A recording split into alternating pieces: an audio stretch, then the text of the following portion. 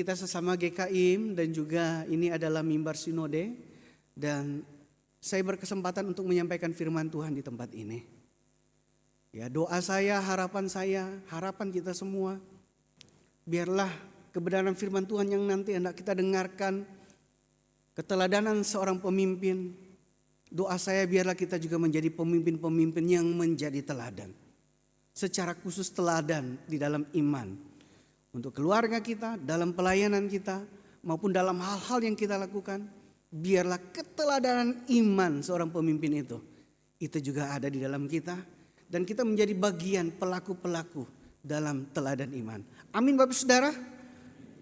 Baik Saudara, hari ini tema kita keteladanan pemimpin. Saya mengajak kita membuka bagian firman Tuhan yang diambil dari Injil Markus pasal 10 ayat 35 sampai 45. Saya akan membaca bagian ayat yang ke-35 Bapak Saudara, ayat yang ke-34, seterusnya kita bergantian sampai ayat yang ke-45. Demikian firman Tuhan.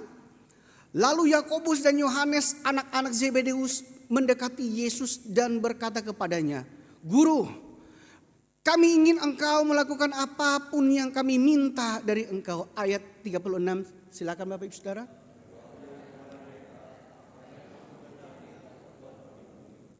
Lalu kata mereka, "Perkenankanlah kami duduk dalam kemuliaan-Mu.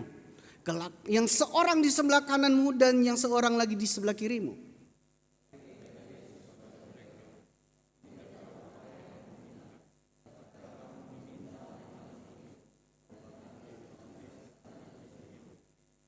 Jawab mereka, "Kami dapat."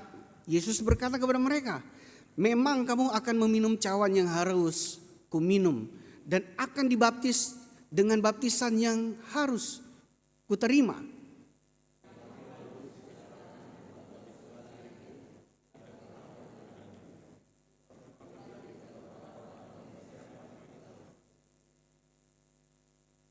Mendengar hal itu ke-10 murid yang lain menjadi marah kepada Yakobus dan Yohanes.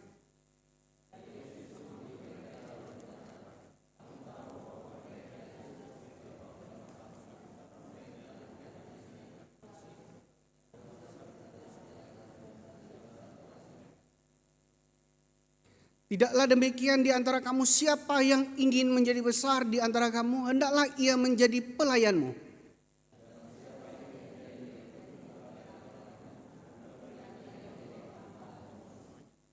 Karena anak manusia juga datang bukan untuk dilayani, melainkan untuk melayani dan untuk memberikan nyawanya menjadi tebusan bagi orang banyak. Demikian pembacaan firman Tuhan pada pagi hari ini. Bapak Saudara, seperti tadi saya katakan bahwa tema kita adalah keteladanan seorang pemimpin. Kadang kita jumpai dalam hidup kita orang suka membandingkan dirinya dengan orang-orang lain. Entah mungkin dia membandingkan dengan orang lain terkait dengan aku mungkin lebih cakep dari dia. Atau aku mungkin lebih pintar daripada dia. Atau mungkin aku lebih kaya daripada dia. Atau aku lebih hebat daripada dia. Kadang kita jumpai orang-orang yang seperti itu. Membandingkan dirinya dengan orang lain. Seolah-olah dia paling yang terbaik daripada yang lain. Atau mungkin kadang kita jumpai ada orang-orang juga yang minder. Yang katakan, aku tidak pandai bicara, biarkan dia saja yang pandai bicara, biarkan saja dia yang berbicara. Atau mungkin kita jumpai juga, aku nggak bisa memimpin, biarkan saja dia yang memimpin. Atau mungkin juga kita jumpai orang yang berkata, aduh dia lebih bagus daripada saya, dia saja. Kadang kita jumpai juga orang-orang juga yang seperti itu ya Bapak Saudara ya. Tadi ada yang membandingkan dia lebih baik daripada yang lain, kadang ada juga yang memperbandingkan saya lebih rendah nih, dia saja jangan saya. Tapi kadang kita jumpai juga ada orang-orang yang membandingkan secara kesetaraan. Saya setara dengan dia setara dengan saya. Kadang kita jumpai juga yang seperti itu ya Bapak Saudara. Dalam kehidupan kita hari lepas hari. Nah kalau membandingkan dengan tujuan membanggakan diri. Nah ini jadi bahaya ya Bapak Saudara ya. Kalau membandingkan dengan tujuan supaya saya lebih maju itu tidak pernah masalah. Tapi kalau membandingkan dengan tujuan aku lebih baik, lebih terhormat, lebih hebat, lebih segala-galanya daripada dia. Ini menjadi masalah. Sebagaimana kalau kita lihat dalam teks cerita tadi Bapak Saudara. Ada masalah di dalam teks yang kita jumpai.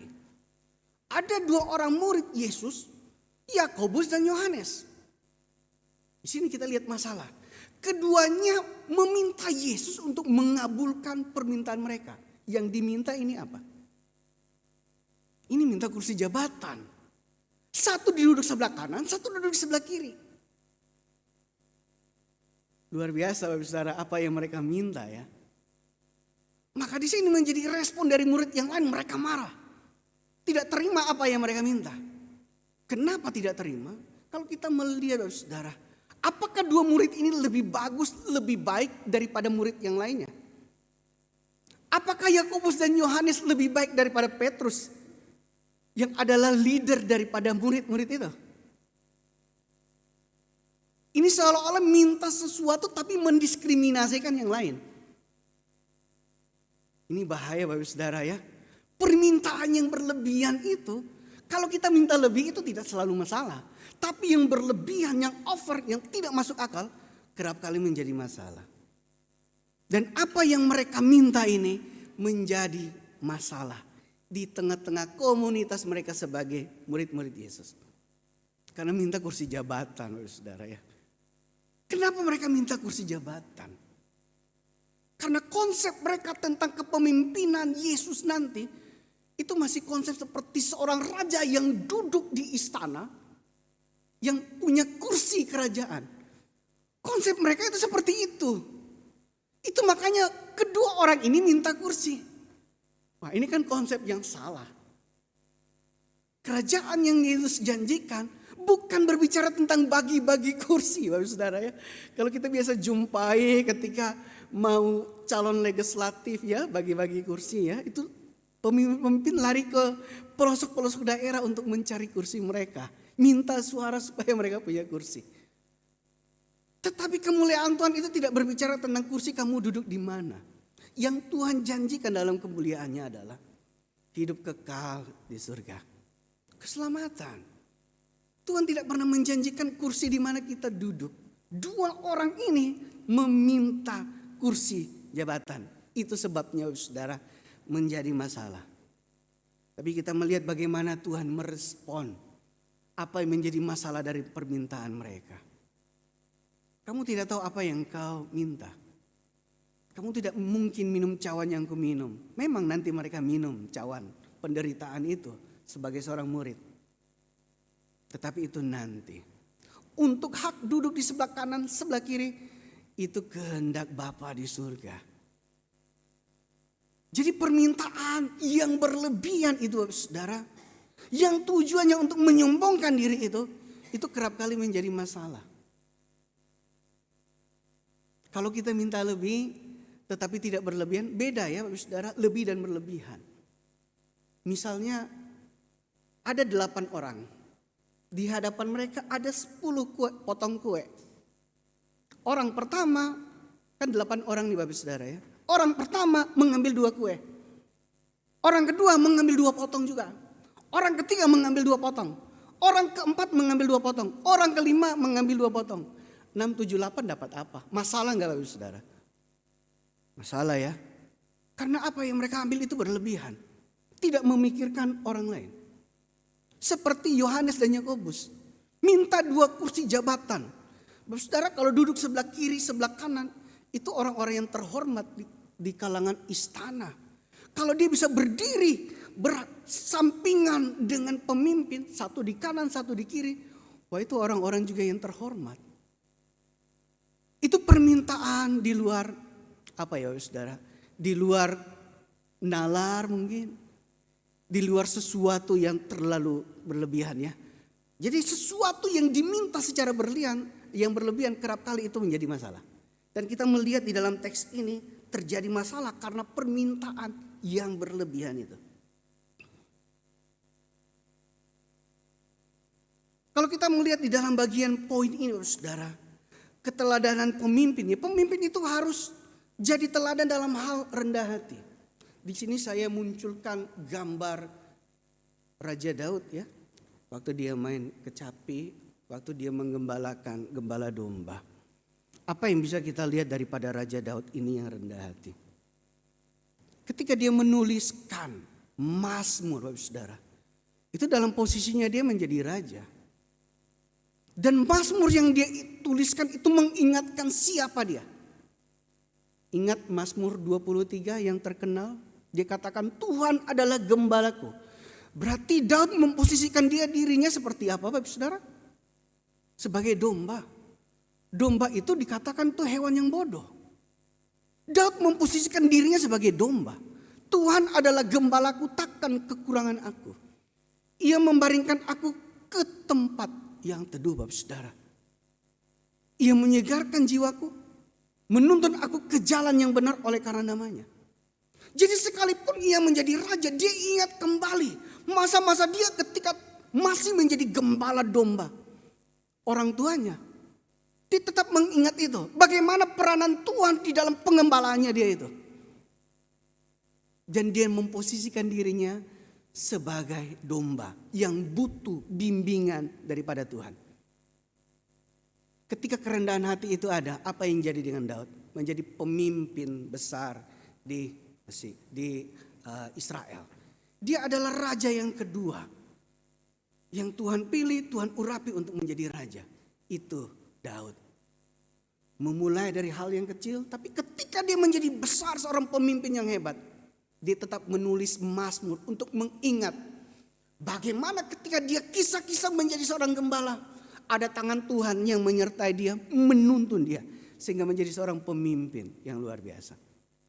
Maka di sini Bapak Saudara, kerendahan hati itu diperlukan di dalam kita melayani, apalagi ketika kita dipilih untuk menjadi pemimpin. Harus punya kerendahan hati. Kalau kita tinggi hati, yang ada adalah ribut, bertengkar, menyalahkan satu dengan yang lain, mendiskriminasikan satu dengan yang lain. Tapi kalau kita rendah hati, kita bisa menerima perbedaan. Kita juga mau dikoreksi ketika kita salah. Kita mau juga bekerja sama satu dengan yang lain. Bukan keakuanku yang menjadi tinggi, tetapi kebersamaan itu menjadi bagian penting yang harus dikerjakan bersama-sama. Untuk membangun sesuatu, untuk maju ke depan, butuh kerjasama, Bapak Saudara. Tapi juga harus ada kerendahan hati di dalamnya untuk membangun itu semua. Orang lebih suka bekerja sama dengan orang yang rendah hati daripada tinggi hati, kan? Maka itu sebagai pemimpin, kerendahan hati itu sangat diperlukan seorang pemimpin. Untuk menjadi teladan ketika dia memimpin. Biarlah itu pun juga ada dalam diri kita, Bapak Saudara. Entah kita menjadi pemimpin di perusahaan, kerendahan hati itu juga harus ada. Kalau kita tidak punya kerendahan hati, yang ada karyawan itu tidak menyukai keadaan kita. Tapi kalau kita punya kerendahan hati, orang akan melihat dia orang yang besar, dia pemimpin, tapi dia rendah hati. Itu nilai plus yang begitu luar biasa. Yang orang labelkan di dalam diri kita. Jadi ketika orang teman, oh itu pemimpin yang rendah hati. Jadi harusnya itu juga kita miliki, Bapak Saudara. Di dalam hidup kita, dalam pelayanan kita, dalam keluarga kita pun juga demikian. Kerendahan hati itu harus ada. Jangan pernah merasa tinggi daripada yang lain. Tetapi kata Yesus, kasihilah sesamamu manusia seperti dirimu sendiri. Berarti kita harus menjunjung tinggi kesetaraan satu terhadap yang lain. Tidak melihat dia lebih utama, lebih tinggi daripada yang lain. Kalau Tuhan tidak memandang muka, bagaimana kita memandang muka? Jadi demikian, Saudara, kerendahan hati itu harus ada. Sebagai seorang pemimpin, menjadi teladan, harus memiliki yang namanya kerendahan hati dalam kehidupan kita hari lepas hari. Yang kedua, Saudara, kalau kita berbicara tentang keteladanan pemimpin, pemimpin harus jadi teladan dalam hal melayani. Sebagaimana tadi kita melihat di dalam teks pada ayat yang ke bagian terakhir di situ. Yesus katakan kepada setiap para murid, kalau ingin terbesar dia harus menjadi terkecil. Dia harus melayani. Sebab anak manusia datang itu bukan untuk dilayani, tetapi untuk melayani dan menyerahkan nyawanya. Maka di sini menjadi pemimpin juga harus senantiasa punya teladan di dalam hal melayani. Kita bisa melihat di sini, Bapak Saudara, satu tokoh yang dipakai oleh Tuhan di dalam hal melayani. Kita bisa ingat kisah Yusuf. Yusuf ketika di rumah ayahnya dia menjadi anak yang manja. Anak yang menjengkelkan bagi saudara-saudaranya. Karena dia begitu disayang oleh ayahnya. Ayahnya memberikan hal-hal yang begitu indah bagi Yusuf. Saudara-saudaranya itu benci banget sama dia. Jadi ketika dia di rumah ayahnya menjadi seorang anak yang manja. Saudara. Namun ketika dia di rumah Potifar ini berbeda lagi. Dia menjadi hamba di rumah Potifar. Tetapi apa yang dia kerjakan? Mendatangkan berkali-kali lipat kekayaan untuk Potifar. Dia melayani sebagai hamba yang luar biasa. Dipercaya oleh Potifar. Dan apa yang dia lakukan di rumah Potifar itu luar biasa. Mendatangkan kekayaan yang luar biasa untuk Potifar. Apa yang terjadi lagi dengan Yusuf? Ketika dia di penjara. Tadi di rumah ayahnya, di rumah Potifar, kemudian dia pindah. Karena fitnaan, dia di penjara. Di penjara pun dia menjadi orang yang luar biasa. Dipercaya oleh kepala penjara untuk mengatur setiap pekerjaan-pekerjaan yang ada. Di penjara itu, mengatur setiap napi-napi yang ada. Dan dia menjadi orang yang dipercaya. Dalam hal melayani Yusuf itu top tier lah. Kalau kita lihat dalam kisah cerita itu. Luar biasa. Belum sampai di situ Bapak Saudara. Ketika dia ada di istana Firaun di Mesir. Dia melayani Bapak Saudara. Tapi kemudian Tuhan pakai dia juga. Dalam pelayanan yang Yusuf lakukan. Memikirkan untuk mengatasi 7 tahun masa kelaparan ke depan. Menyediakan bahan makanan sampai begitu banyaknya. Sehingga musim kelaparan hampir 7 tahun lebih itu Bapak Saudara. Di wilayah Mesir tidak ada kekurangan. Stok makanannya itu banyak. Karena Yusuf mengerjakan sesuatu dengan begitu baiknya. Untuk persediaan jangka panjang 7 tahun. Dan apa yang terjadi di Mesir? Lewat itu semua. Dari seorang anak manja di rumah. Dari budak yang melayani di Potifar. Jadi seorang napi yang melayani di penjara. Juga menjadi pemimpin nomor 2 terbesar di Mesir. Pada saat itu. Yang pertama Firaun, yang kedua itu Yusuf. Dia punya keteladanan dalam melayani yang diakui. Yang dipercayakan. Ketika orang melayani dengan baik, dengan benar. Maka tentu disukai banyak orang. Tentu Bapak Saudara. Kalau kita punya usaha. Melihat karyawan kita bekerja dengan baik. Kita senang gak Bapak Saudara? Senang ya? Apalagi orangnya bekerjanya bagus, jujur. Tidak neko-neko. Kita pasti senang. Bahkan kita sayang. Bahkan kita bisa memperhatikan dia lebih daripada yang lain. Kadang-kadang kita jumpai orang-orang yang seperti itu. Karena apa yang dia tunjukkan untuk kita menolong kita itu berharga sekali. Begitupun kita melihat kisah Yusuf ini. Ini menarik. Dari seorang yang manja menjadi pemimpin yang besar. Bagaimana Tuhan membentuk dia step by step menjadi pemimpin yang besar. Dan apa yang dilakukan Yusuf menjadi teladan gak bagi kita orang percaya. Jadi teladan. Senantiasa melayani dengan sungguh. Itu yang harus menjadi kehidupan kita. Yang senantiasa harus kita jagai. Kita bukan untuk dilayani. Berbeda dengan kalau kita lihat gedung yang di bawah itu saudara. Ini gedung anggota dewan yang terhormat. Ya, memang kadang-kadang ungkapannya melayani masyarakat ya. Tidak semua memang Bapak Saudara. Tapi yang kita jumpai kadang mereka yang suka dilayani oleh masyarakat. Kadang seperti itu kita jumpai pemimpin-pemimpin kita di bangsa kita ini Indonesia. Lebih suka dilayani daripada melayani. Ya, lebih suka untuk korupsi daripada melayani. Banyak tender-tender yang mangkrak, ya, bangunan-bangunan yang kemudian ya runtuh dengan sendirinya karena tidak ada pekerjaan-pekerjaan terus-menerus. Lebih suka berdebat di TV daripada melayani. Kadang kita jumpa pemimpin-pemimpin kita seperti itu. Bagaimana kita mau jadi teladan? Kalau melayani itu kita tidak tunjukkan, tidak hadirkan, tidak hidupi. Begitupun juga di dalam gereja, saudara. Tadi Yesus katakan anak manusia, Allah yang besar dari surga turun ke dunia. Datang untuk melayani, bukan dilayani. Maka demikian juga dengan kita. Kita juga harus tahu memposisikan diri kita sebagai umat Tuhan. Melayani Tuhan itu yang harus menjadi keputusan kita ketika kita mengikuti Tuhan. Itu harus ada, harus senantiasa. Jangan berkata, Tuhan ini aku, tapi utuslah dia. Ketika kesempatan diberikan bagi kita untuk melayani, Tuhan ini aku, utuslah aku. Jangan kita menyuruh orang lain, Tuhan ini aku, utus dia saja. Jangan seperti itu, saudara. Ketika kesempatan itu datang, hadir, mari lakukan kepercayaan Tuhan yang besar itu. Pekerjaan Tuhan itu pekerjaan Tuhan yang besar. Kalau kita orang berdosa terlibat di dalamnya, saudara, harus syukuri itu. Bukan kita menunjuk orang lain untuk lakukan. Kita hanya menjadi penonton saja. Tidak ya seperti itu ya Bapak Saudara ya. Tapi mari menjadi pemimpin dalam keteladanan, melayani salah satu yang harus ditunjukkan. Harus dihadirkan dalam hidup kita hari lepas hari. Bukan kita menjadi pemimpin-pemimpin yang ingin senantiasa dilayani oleh orang lain.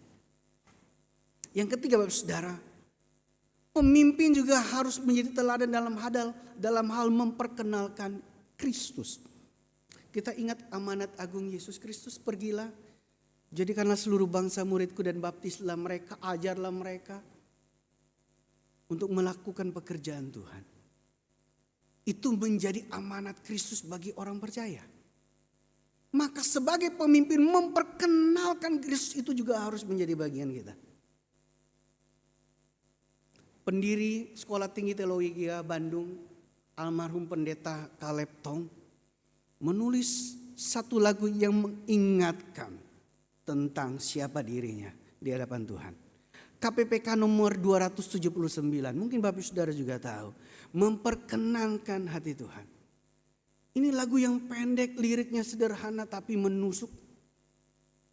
Dia katakan begini, ku tak mau hidup percuma, tiada hasilnya. Tolong ku giat Tuhan, gunakan tiap waktu, menyenangkan hati Tuhan, inilah doaku. Asal Tuhan kuatkan, ku mau setia selalu. Memperkenankan hati Tuhan itu harus menjadi bagian kita juga sebagai orang percaya. Bagaimana kita memperkenankan hati Tuhan? Dengan memperkenalkan Tuhan kepada orang lain. Jadi seorang pemimpin juga harus memperkenalkan Kristus. Sebagaimana murid-murid di sini, demikian. Mereka dipilih untuk memperkenalkan Kristus bagi orang lain. Jadikanlah seluruh bangsa murid. Itu yang harus mereka lakukan, maka pada akhirnya sampai setia. Bahkan banyak di antaranya mati martir karena memperkenalkan Kristus bagi orang-orang yang belum pernah mengenal. Begitupun juga demikian kita Bapak Saudara. Sebagai orang percaya, amanat agung Kristus itu juga berlaku bagi kita. Memperkenalkan Kristus bagi orang lain. Jangan hidup yang percuma, kata Pendeta Caleb Tong.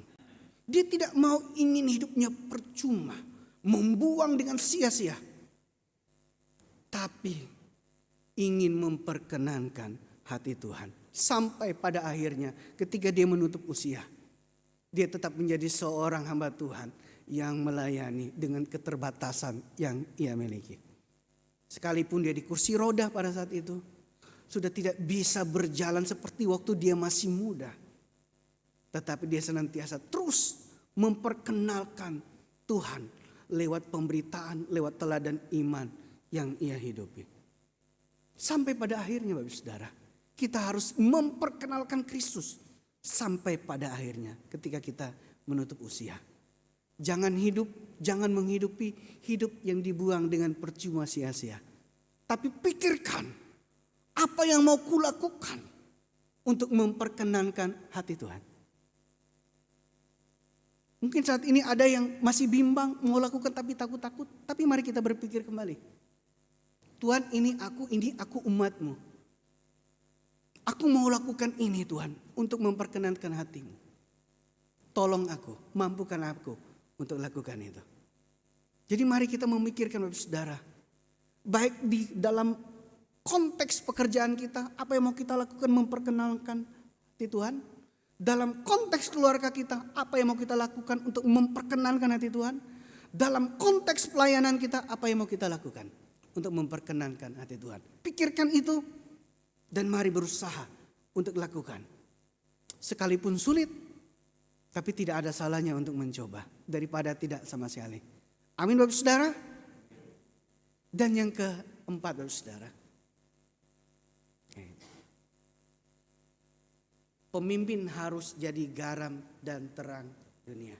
Kita harus tahu identitas kita. Garam dunia dan terang dunia. Kehadiran kita itu dirasakan orang lain. Kehidupan kita itu dilihat orang lain. Jadi mari kita juga menjadi garam dan terang. Ketika orang kekurangan rasa di dalam hidupnya, kita hadir sebagai garam untuk memberikan rasa pengaruh bagi dia. Sehingga dia tidak hidup dalam gambaran, tapi ada rasa di dalam dirinya. Ketika orang hidup dalam kegelapan, mari kita juga hadir menjadi terang untuk menyinari dia. Agar dia tidak lagi hidup dalam kegelapan itu. Tapi kita memperkenalkan Kristus yang adalah terang dunia itu bagi dia. Sehingga terang juga bercahaya di dalam hidupnya yang gelap itu. Amin Bapak Saudara.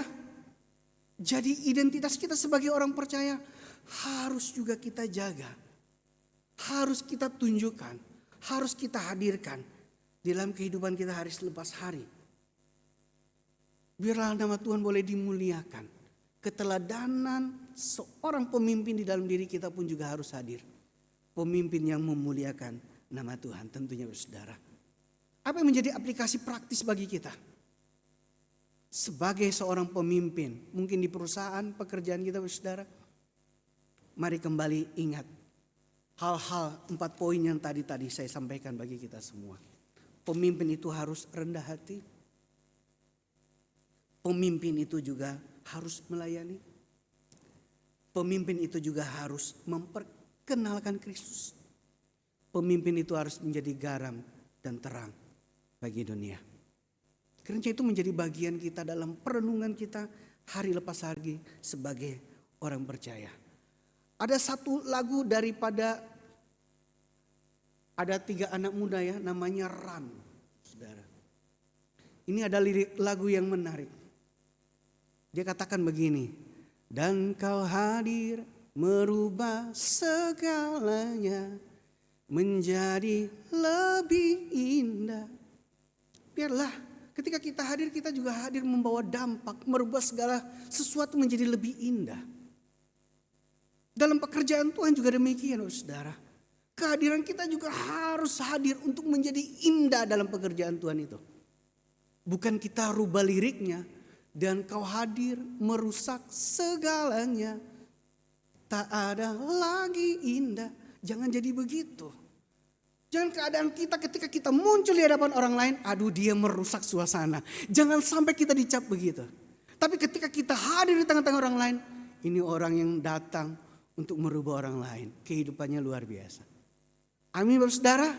Pikirkan apa yang mau kita rubah menjadi lebih indah. Baik dalam hidup kita, merubah diri kita, merubah keluarga kita, merubah orang-orang yang kita kenal. Pikirkan apa yang mau kita lakukan. Merubah pelayanan kita untuk menjadi lebih indah. Pikirkan itu. Dan mari lakukan itu dengan setia. Kita berdoa. Kami mengucap syukur ya Tuhan untuk firman yang hari ini kembali mengingatkan kami. Keteladanan seorang pemimpin tidak lepas dari hidup takut akan Tuhan. Tidak lepas dari kebergantungan kami kepada Tuhan. Biarlah kerendahan hati Tuhan temui di dalam diri kami. Ketika Tuhan percayakan kami menjadi seorang pemimpin. Biarlah hati sebagai hamba yang senantiasa melayani. Biarlah Tuhan juga temui di dalam hidup kami sampai pada akhirnya. Biarlah perkataan Kristus untuk memperkenalkan Kristus pada orang lain. Biarlah Tuhan juga temukan dari mulut kami untuk memperkenalkan Engkau. Dan biarlah hidup sebagai garam dan terang, kami mengingat identitas kami yang harus kami hadir, membawa pengaruh perubahan bagi orang lain, bagi dunia ini. Tuhan, terima kasih untuk firman-Mu hari ini, kembali ingatkan kami. Ajar kami untuk menjadi pemimpin-pemimpin yang memperkenankan hati Tuhan, yang menjadi teladan di tengah-tengah hidup kami. Terima kasih Bapa di surga, ini doa kami. Dalam nama Tuhan kami Yesus Kristus kami berdoa. Amin. Saya kembalikan.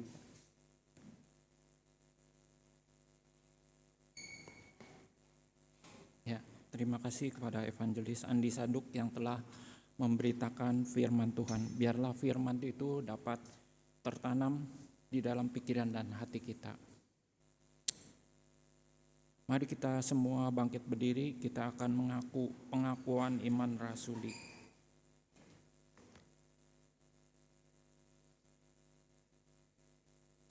Marilah kita bersama-sama dengan gereja di segala abad dan tempat mengikrarkan pengakuan iman rasuli demikian. Aku percaya kepada Allah, Bapa yang Maha Kuasa,